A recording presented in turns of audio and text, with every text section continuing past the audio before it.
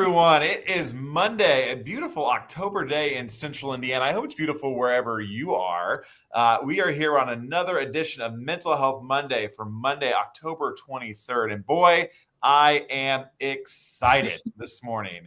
We are going to talk to someone I know very, very well and who knows me very, very well and knows my life and the entire city of Noblesville very, very well. Sarah Reed, Noblesville's Community Development Director. Sarah, how are you this morning? I'm great this morning. Thank you, Mayor Good, Jenson. good. I'm joined as well by my good friend Kristen Boice, the owner of Pathways to Healing Counseling. Good morning, Kristen. Good morning, Mayor Jenson and Sarah. We're so excited you're joining us today.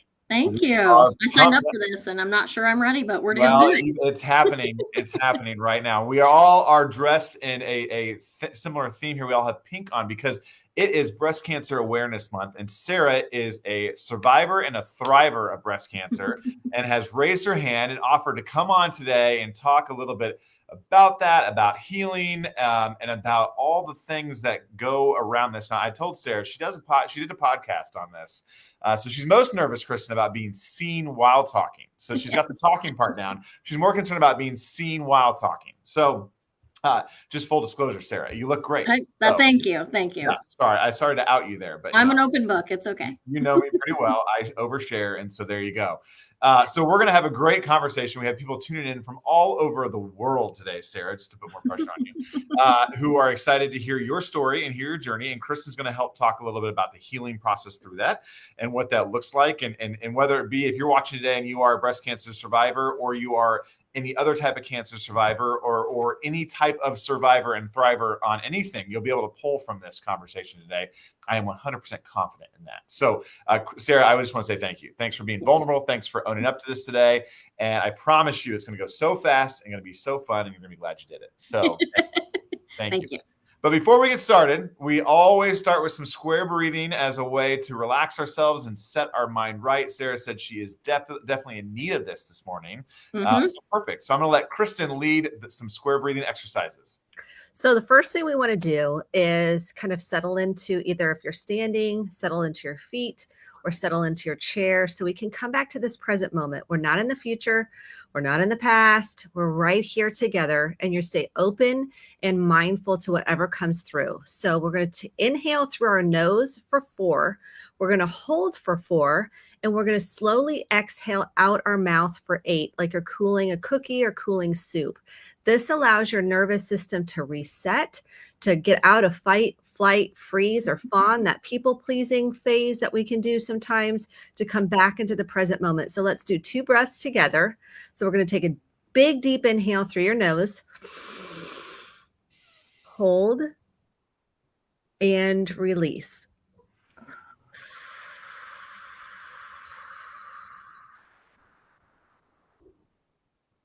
As you can see, we're slowing things down because we're usually in a rat race. We're going from one thing to the next, or we're just not mindful in the moment. So this helps us slow down. So let's take one more deep breath through our nose and exhale out your mouth.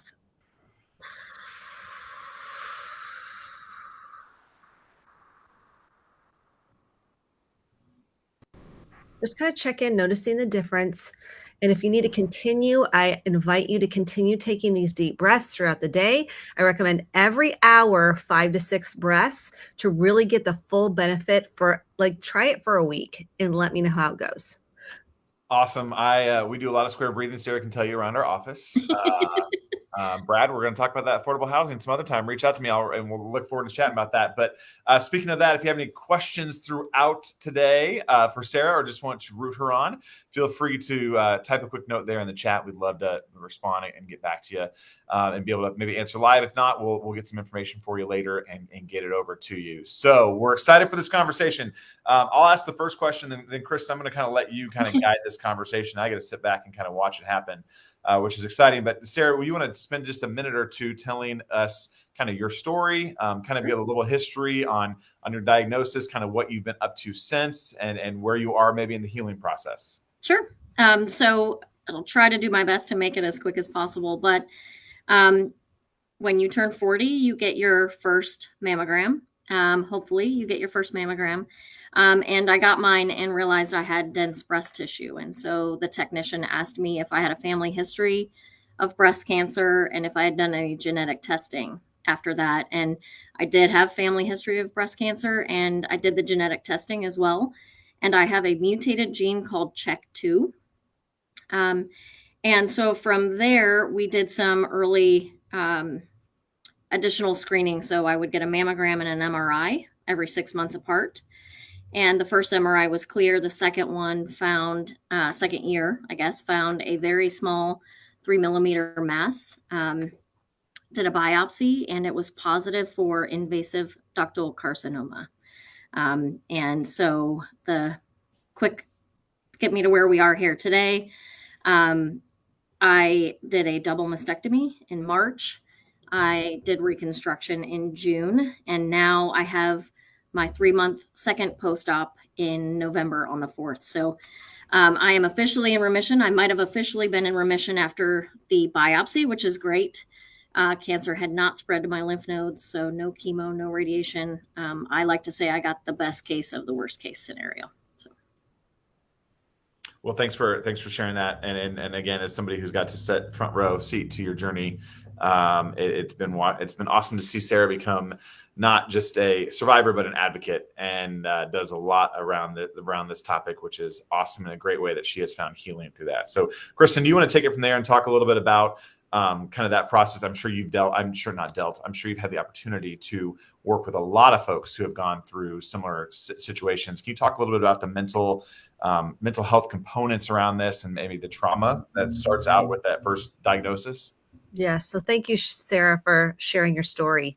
I think the more we can tell our story, the more we can build that support. That is so important in anyone's healing journey. So thank you for being on here today.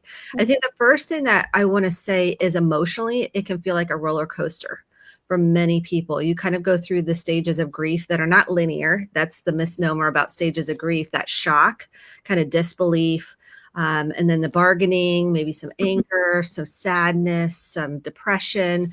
And then we kind of come to the acceptance phase, and that can kind of come in and out. We can go through those depending on, if you're telling, like, for example, you've had to tell your son about your diagnosis, and your husband and your family and your loved ones, and that brings up so many emotions. So how did you deal with that first the news of getting that information that you did have breast cancer? And then tell us about emotionally how you dealt with that with your family. Yeah. Fortunately or unfortunately, I got my diagnosis a couple days after Christmas, so December 27th. And it comes through. Sometimes you get these My Chart notifications. And so I, was, completely dismissive that I even had breast cancer when I had a biopsy. I'm like, it's so small, no big deal. It's not going to be a big thing. Didn't think twice of it. And then I got the notification come through from My Chart. My husband, he's going to kill me for saying this out loud on video, but he is a nurse. And so I'm like, hey, can you read this? And what does this mean? And he's like, well, do you see the word carcinoma? And I'm like, yeah. And then 5 seconds later, they called me to tell me, and he was right there with me when that happened. So he was able to be there with me. And then, we kind of cried and regrouped here for a second, and then went in, and my parents were visiting for Christmas, and my son was in there too. And so I said, I just got the call. I have breast cancer. And we did this family hug. Everybody just stood up immediately and started hugging me. We had a hug circle, and we all cried. And my son, I think he was crying more because we were crying, not because he knew what that meant. But we have a very close community, and another friend of mine in the Hamilton Heights community is going through cancer, and her son and my son are in the same grade. And so she had gotten her news in October, and mine was in December. So very close timing there. In fact, she has the same type of breast cancer as me. Oh, that's so hard. And you bond. There is a bonding that happens with anyone on the journey. Yeah, we call it a sisterhood. Yeah. There might be some sisters listening actually right now. Yes, please comment in the chat if you are. I think that is an important bond and shared experience to have. I think one of the things is fear of death, fear of how the impact will have on the family system. I work a lot with clients on fear. Tell us how you faced the fear and worked through it and continue to face it. Sure. I'll list kind of two things. The first one is faith. And I had always believed in God, prayed, went to church on Easter and Christmas. We had started to try to find a church home before this had happened, mostly because my son asked us to go, so he kind of initiated it. But we have found a very good community in the White River North Remnant campus. And so as soon as I got my diagnosis, I felt this very big calling to get baptized. And so actually Chris was there when Gunnar and I were baptized. So my son and I got baptized together. My husband had already been. And so, that was a really big step for me. And so I almost feel as though the fear is gone and I have a very peaceful approach to that because it's out of my hands. It's for a bigger purpose. And then also, I still think there's lots of other things to be fearful of instead of death. Like losing my hair was a very scary thought process that I went through, and really the impact to my family. How will they get around without me if I'm not able to do things after my surgery, those kinds of things. But my husband and I, it was his idea to start a podcast to sort of document this journey and to tell our story. And I was very fearful of that.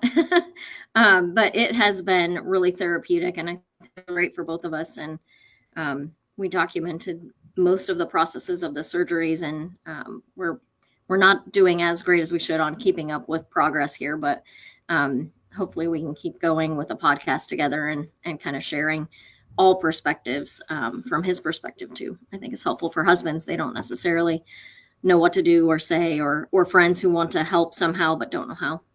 Yeah. So what's the name of the podcast for those that might be interested? It's called The Triage Desk, and I promise that I will post a link in the chat after we were done in case anybody wants to listen to it. Fantastic. But you're going to definitely hear laughing and crying and get to know the two of us together a little bit better. So, and I see that Megan Ott Foundation is commenting, and that they have made such an impact in the community.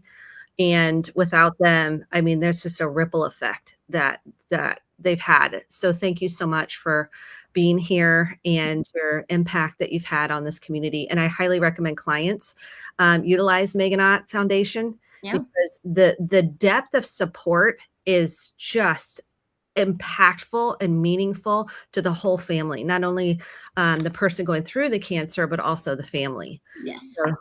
So listen to your podcast resources, reach out and ask for help. This is tell people how that was for you to share this with other people, because it's vulnerable. And we don't want to burden, this is what I hear from clients. I don't want to burden anybody, or I don't want to, take up all the space sharing, what's going on for me. How did you work through that to start sharing your story and asking for help?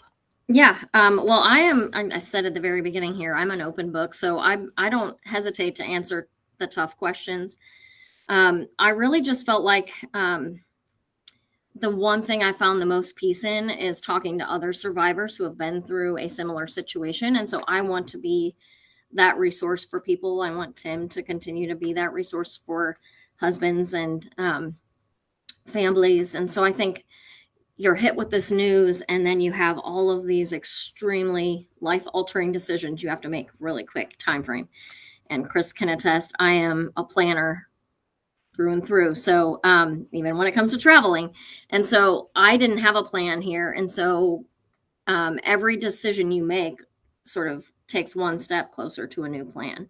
And so even just saying why I made my choices and which choices I did make may help someone else make their own. So I really think that people can listen to me if they want to, or not if they don't want to. And,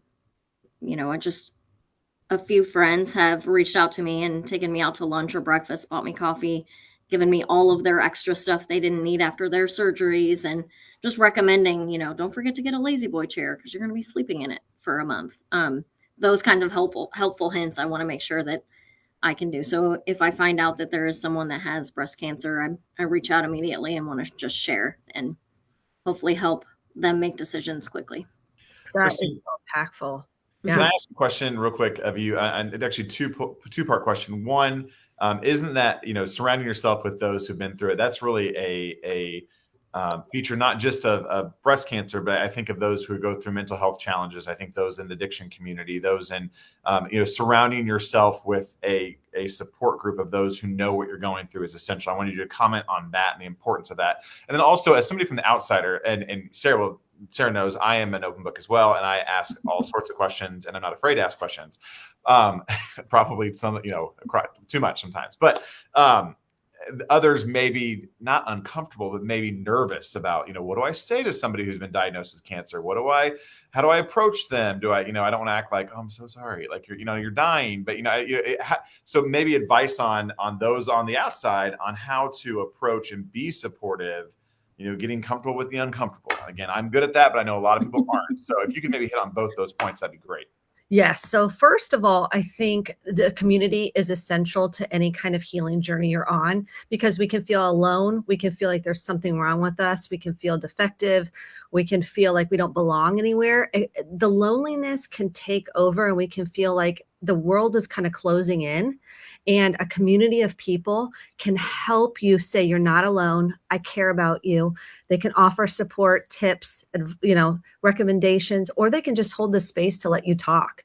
And 9 times out of 10, that's what people want. Show up. When I say show up, what does that mean? Show up with, I'm thinking of you, send a card, bring a meal, but really emotionally, I am looking at somebody letting the person just talk. And you don't have to fix it. You can't solve it. You can't make the pain go away. You can't fix the emotional journey that they're going to have to go on. You can just completely hold space and say, that is so hard. I am here if you just want to listen. If you just need to cry and vent, whatever you need, I'm here, and I want to hear. I want to listen. I want to know. Check in on the person. How are you feeling? How did that appointment go? I love the how are you feeling? And that can be vulnerable for people. Some people are like, I'm fine. I'm good. Feelings inside not expressed, because they don't want to go there. And that's okay. Hold the space. Ask the question. How are you feeling? I like the question to tell people is ask the person, what's been the hardest part for you? And how, is there anything you need? And the person probably doesn't know. They just want you to listen. They want you to, and they might say, hey, I need a ride to my chemo treatment, or I need I don't have the energy to cook right now. Asking for help is extremely vulnerable for people. Most people do not like it. They don't want to ask for it. So offer it and mean it, or just show up and do something. Your presence speaks volumes, whether someone's going through a current diagnosis, or perhaps they've lost somebody to breast cancer, or any kind of loss. Show up. I know we don't know what to say, and just say, I am so sorry. This is so painful. This is so hard. And I'm here for you. But show up physically. That's a big piece. I was going to say, a lot of times I think people don't even know what they need for help, but saying that I'm here if you need anything is great, but also just showing up with, or sending a card, or sending for me, the meal train was just so helpful. I mean, I wish that it could continue for the rest of my life, because it's just one less thing to think about. What are we having for dinner tonight? Which becomes, a very mundane thing. So whenever someone asks me what to get, I usually say like a gift card or a DoorDash, or just bring them a meal. Those are really helpful. And sending cards. I just recently had all of my cards from this past journey put into a book that I can go back to, so that it's not just the stack of cards. It's a book that I can remember those. And I'm getting ready to actually send a card in the mail today too. So just cards mean so much, and we reflect on those. My friend, who hopefully is listening, but she said she just went through all of hers, and I had sent her a card in October, not knowing that I also had breast cancer, and found out in December. So just, you never know, but sending a card means a lot. Yeah, and I just had this conversation last night. I do think as a society, we want to help others. I know we don't like to ask for it, but people want to help you. And that's also sometimes for those like Sarah that are going through this. And Sarah got to a good spot of realizing like we all needed to help her. In order to help us process what she was going through, and feel like we are there with her, we needed to help her. Like we needed to get her a gift card, or we needed to bring her a meal. People are processing their own. way through that. And that's not easy to see when you're on the other side of that too. Yeah. And even when people brought meals, some people just wanted to sit with me in my living room, even though I was, hair in a bun and wearing my pajamas still. And it was good to see people. I'm very much a people person and a connection person. So I did not want to be isolated for that whole time I was home. So can you talk, Sarah, you went through a pretty major surgery, two really major surgery, but the first one being the really major one. Can you talk, and maybe Kristen, you can kind of chime in on those that are, you don't like being isolated, but you obviously had to be at home for a long time. Yeah. You had to be by yourself your husband was there and Gunner and whatnot, but can you talk a little bit about what the emotions were around that and what your feelings were around that? And then Kristen, maybe some advice for those that are going through that. How do you only watch so much Savannah Guthrie in the morning? Yes, I did watch some really great Netflix shows. Yeah, but it's like, how do you get yourself mentally through that? Yeah, and I think, Kristen, we had talked about highlighting some of the hard parts. One hard part for me was I don't sit still ever unless it's like right before I go to sleep or, I need to just veg for a minute. But sitting still for that long of time and then, honestly, Chris, you pointed out that first, my double mastectomy, I couldn't raise my arms past like elbow height for weeks at a time.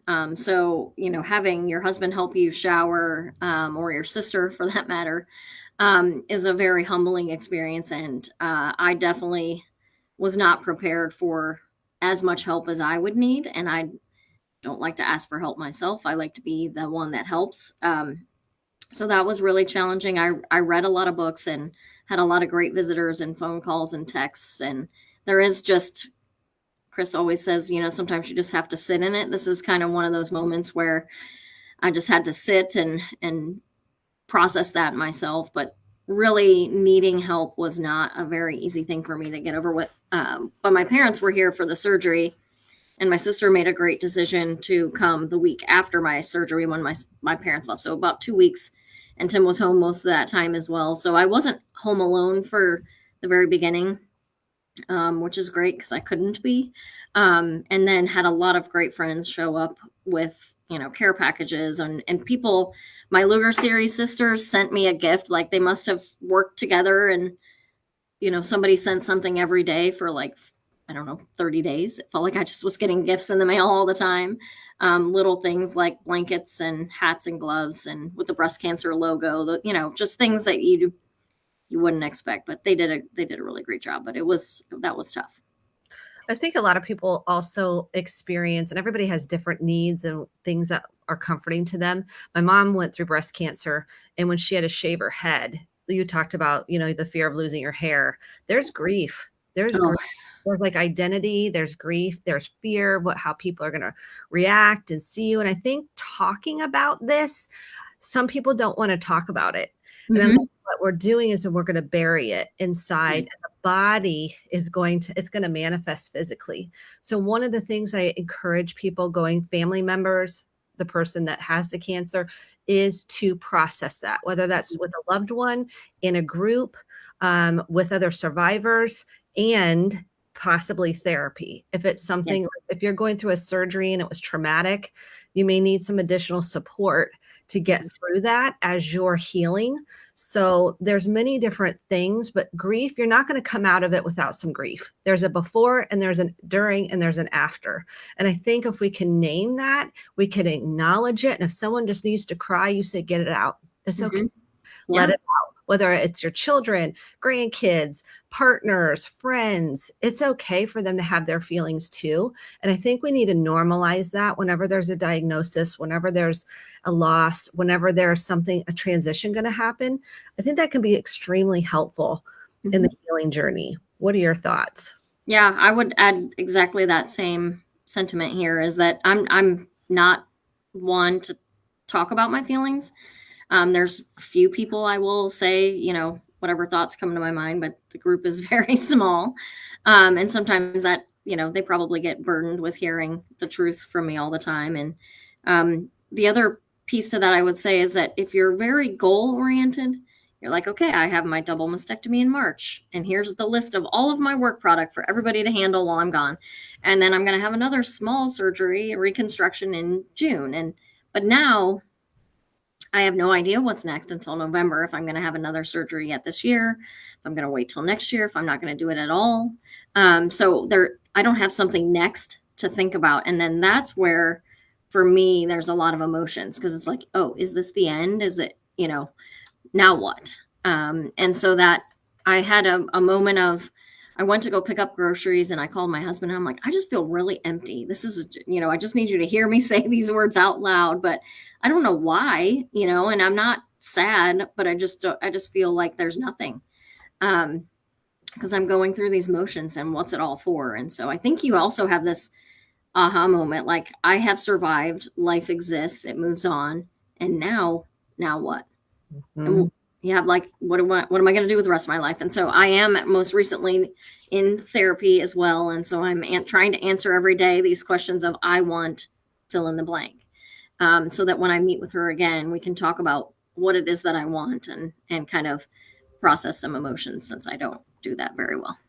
I love that you're processing the emotions. That's the key in this healing journey. The other piece I wanted to mention was the waiting.